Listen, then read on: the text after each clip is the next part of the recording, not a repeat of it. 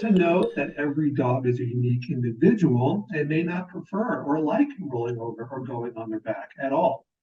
That being said, every behavior that is taught to a dog is done so in what we call shaping or successive approximations, even something as simple, quote unquote, as sitting. So rolling over is no different. We don't just teach rolling over out of the blue. We, of course, first teach a dog to go down into maybe a sphinx position, which is like this and looking up at you. And then perhaps a lateral down stay. So that is a head down on the floor like a play did.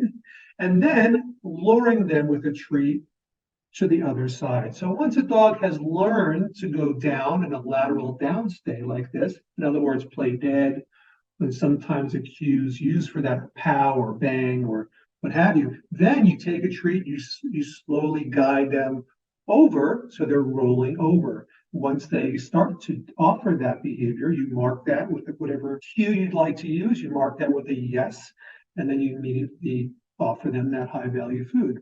Now, eventually you can continue to do that. Your dog will start offering that behavior over and over again because they've just received some very high value food reward for following your finger or your hand over.